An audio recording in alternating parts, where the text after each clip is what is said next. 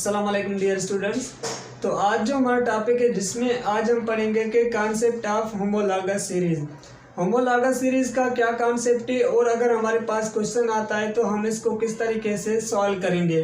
अब देखिए हमारे पास वर्ड है होमोलॉगस। होमोलॉगस में हमारे पास दो वर्ड से एक हमारे पास आ गया होमो और दूसरा हमारे पास आ गया कि लॉगस।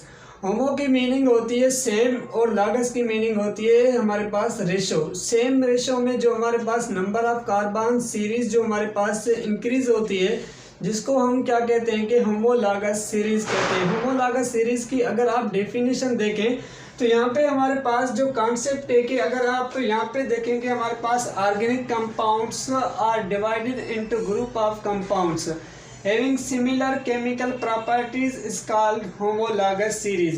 अब देखें ऑर्गेनिक केमिस्ट्री में हमारे पास कंपाउंड्स को जो हमारे पास ऑर्गेनिक कंपाउंड्स है उनको हमने डिवाइड किया है ग्रुप्स में।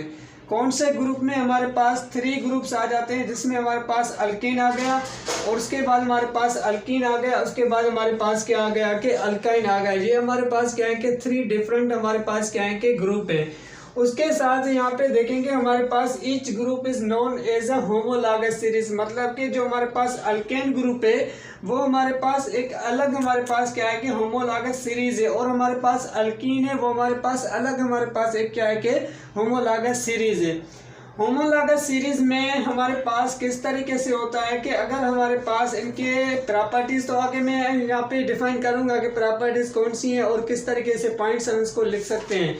अगर यहाँ पे आप कॉन्सेप्ट के हिसाब से समझें तो हमारे पास एक कार्बन ये हो गया मतलब कि CH4। अगर हमारे पास एक कार्बन हाइड्रोजन 4 है तो इसको हम क्या कहते हैं CH4 मतलब कि मीथेन। उसके बाद हमारे पास है C2H6, ये हमारे पास क्या आ गया कि इथेन आ गया। अगर हम इसकी नेमिंग दें तो नेमिंग हम किस तरीके से दें तो यहाँ पे हमारे पास नेमिंग के हिसाब से देखें तो हमारे पास अल्केन। अल्केन अगर हमारे पास एक कार्बन होगा तो हमारे पास ये क्या कहलाएगा मीथेन। उसके बाद 2 कार्बन तो हमारे पास इथेन, 3 कार्बन हमारे पास क्या कहलाएगा प्रोपेन। उसके बाद butane, pentane, hexane, heptane, octane, nonane, undecane. उसके बाद हमारे पास अल्कीन आ रहा है तो जस्ट हम यहाँ पे क्या करेंगे कि हमारे पास ANE। उसके बाद हम क्या करते हैं कि अल्केन तो हमारे पास सेम होगा लेकिन उसके बाद जो हमारे पास लास्ट में एन आ रहा है वो हम माइनस करके हम क्या करेंगे इन लगा देंगे। मतलब कि हमारे पास इथीन, प्रोपीन, हमारे पास ब्यूटीन हो गया। उसके बाद हमारे पास अल्काइन है, अल के मतलब कि सेम होगा हमारे पास लेकिन जस्ट लास्ट हमने माइनस करके आइन लगा दिया जिससे हमारे पास इथाइन आ गया, प्रोपाइन आ गया। होमोलॉगस सीरीज कॉन्सेप्ट से है अगर हमारे पास यहाँ पे समझें तो होमोलॉगस सीरीज में हमारे पास किस तरीके से हमारे पास ये सीरीज होमोलॉगस सीरीज कहलाती है कि यहाँ पे हमारे पास क्या आ रहा है कि हर आने वाला जो हमारे पास कार्बन है उस कार्बन का अगर हम यहाँ पे डिफरेंस देखें तो उस कार्बन का डिफरेंस हमें आ रहा है CH2 का। CH2 का डिफरेंस किस तरीके से आएगा कि अगर हमारे पास ये कार्बन 1 है और ये हमारे पास क्या है कार्बन 2 है। अगर कार्बन 1 से हम कार्बन 2 मतलब कि 1 से 2 माइनस करेंगे तो हमारे पास क्या बचेगा 1 मतलब कि एक कार्बन। उसके बाद हमारे पास हाइड्रोजन है CH4 और ये हमारे पास 6 है। हाइड्रोजन 4 से 6 हाइड्रोजन माइनस करेंगे तो हमारे पास ये क्या बचेगा मतलब कि 2 हाइड्रोजन बचेंगे। तो हमारे पास CH2 का डिफरेंस हमारे पास यहाँ पे क्या आएगा कि इनके बीच में आएगा। मतलब कि हर आने वाला कार्बन पिछले कार्बन से CH2 ज़्यादा होगा या आप इस तरीके से कह सकते हैं कि हमारे पास 14 एटॉमिक मास जो होगा वो क्या होगा कि इंक्रीज होगा। उसके बाद ये जो हमारे पास कंपाउंड्स हैं वो हमारे पास सीरीज के साथ क्या हो रहे हैं कि इंक्रीज हो रहे हैं। सीरीज के साथ इंक्रीज किस तरीके से हो रहे हैं कि CH4, उसके बाद हमारे पास C2 आ गया मतलब कि 1 carbon, 2 carbon, 3 carbon, 4 carbon.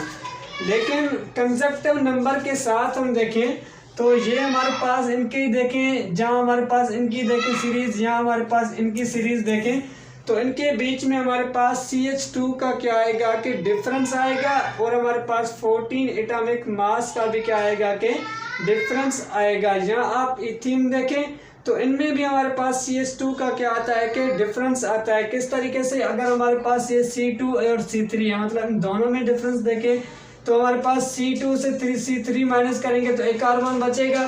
4 hydrogen में से 6 माइनस करेंगे तो भी हमारे पास क्या बचेगा कि CH2 का हमारे पास डिफरेंस होगा। यहाँ हमारे पास 14 एटॉमिक मास का हमारे पास क्या होगा कि इनमें डिफरेंस होगा, जिसको हम क्या कहते हैं, होमोलॉगस सीरीज कहते हैं। होमोलॉगस सीरीज में क्या होता है कि सबकी केमिकल प्रॉपर्टीज सेम होती है। किस तरीके से, ये हम प्रॉपर्टीज ऑफ होमोलॉगस सीरीज में भी पढ़ेंगे कि हमारे पास जो कंपाउंड्स हैं उनकी जो फिजिकल प्रॉपर्टीज है चेंज है, लेकिन केमिकल प्रॉपर्टीज क्या होती है कि सेम होती है। किस तरीके से, अगर हमारे पास इथाइन है, अगर हमारे पास इथाइन में दोनों में हमारे पास CH2 का डिफरेंस आ रहा था, लेकिन अगर इस इथाइन को हम बर्न करते हैं या हमारे पास प्रोपाइन को बर्न करते हैं, दोनों में से हमें क्या कंपाउंड्स मिलेगा, कार्बन डाइऑक्साइड प्लस में हमारे पास क्या मिलेगा कि वाटर मिलेगा। इथाइन में से वाटर कार्बन डाइऑक्साइड, प्रोपाइन में से कार्बन वाटर डाइऑक्साइड, ऑक्टेन में भी से हमें क्या मिल रहा है कि कार्बन डाइऑक्साइड और वाटर मिल रहा है। तो इसका मतलब है कि इनकी केमिकल प्रॉपर्टी सेम है, लेकिन फिजिकल प्रॉपर्टीज क्या होती है कि चेंज होती है। किस तरीके से चेंज होती है कि जैसे ही जैसे एटॉमिक मास इंक्रीज होगा, तो एटॉमिक मास इंक्रीज होता है तो फिजिकल प्रॉपर्टीज चेंज होगी, जिस मीन्स के बॉइलिंग पॉइंट, मेल्टिंग पॉइंट और डेंसिटी भी क्या होगी कि इंक्रीज हो जाएगी। तो ये हमारे पास कॉन्सेप्ट था। अब हम चलते हैं कि इसकी प्रॉपर्टीज क्या बता दी है हमारे पास होमोलॉगस सीरीज की, जिसमें हम पॉइंट्स को पढ़ेंगे कि पॉइंट्स हम किस तरह के बाद हमारे पास है कि होमोलॉगस सीरीज की प्रॉपर्टीज। होमोलॉगस सीरीज की प्रॉपर्टीज जो हमारे पास 5 या 6 से एग्जाम में अगर आप ये लिख के आते हैं तो मैं कह सकता हूँ कि आपके 10 आउट ऑफ। उसके बाद हमारे पास है कि properties of homologous series. Properties of homologous series का क्या मतलब है कि जिसमें जो इसकी प्रॉपर्टीज हैं कि किस तरीके से ये सीरीज इंक्रीज हो रही है और सीरीज में जो हमारे पास फिजिकल प्रॉपर्टीज, केमिकल प्रॉपर्टीज कैसे वो डिक्रीज या इंक्रीज हो रही हैं, वो सारा कॉन्सेप्ट इस प्रॉपर्टीज में। अगर आप ये प्रॉपर्टीज लिख के आते हैं एग्जाम में तो मैं कह सकता हूँ कि आउट ऑफ 10 आपकी मार्क्स आ सकती हैं।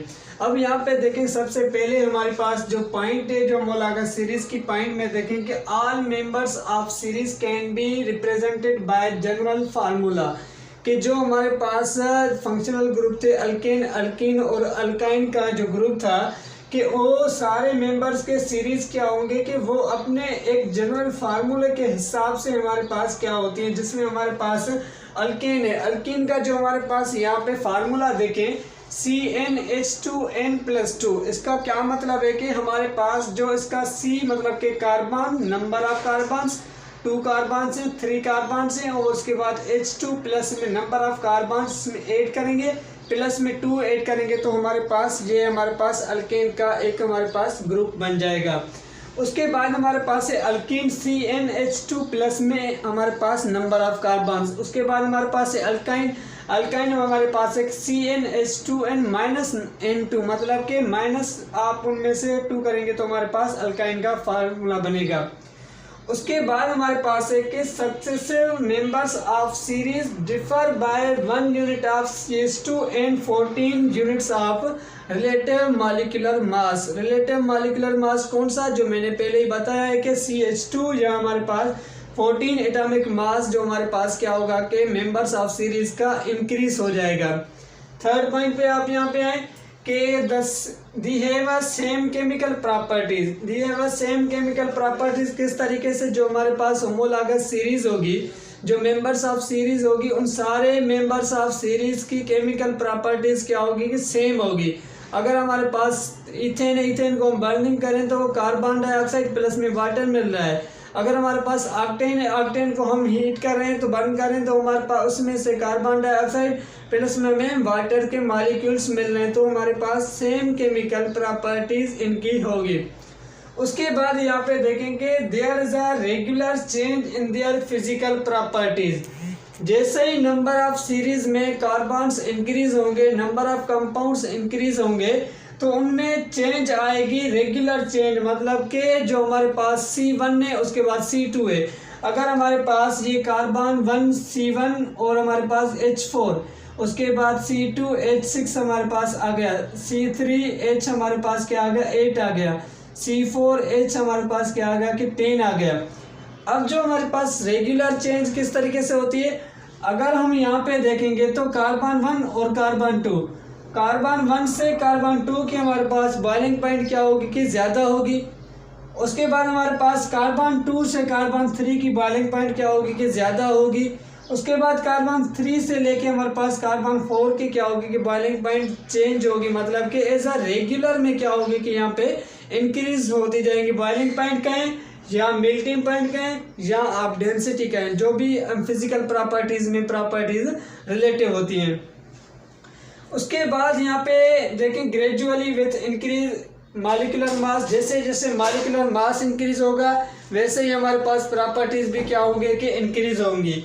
लास्ट प्रॉपर्टीज यहाँ पे देखें, they can be prepared by a similar general methods. By a similar general methods का क्या मतलब है कि अगर हमारे पास कार्बन CH4 मीथेन है, मीथेन को एक मेथड से प्रिपेयर करें तो उसी मेथड से हमारे पास C4 भी हमारे पास, मतलब कि ब्यूटेन भी हमारे पास क्या होगा कि उसी मेथड से प्रिपेयर होगा। और इसी कॉन्सेप्ट को हम क्या कहते हैं कि होमोलॉगस सीरीज कहते हैं, जिसमें सीरीज में क्या होते हैं कि नंबर ऑफ कार्बन्स इंक्रीज होते हैं। एक हमारे पास जनरल मेथड जनरल रूल के हिसाब से क्या होते हैं कि ये इंक्रीज होते हैं, जिसमें हमारे पास CH2 हमारे पास और 14 एटॉमिक मास का क्या होता है कि इनमें डिफरेंस होता है, जिसमें हमारे पास ये कॉन्सेप्ट आ गया होमोलॉगस सीरीज का।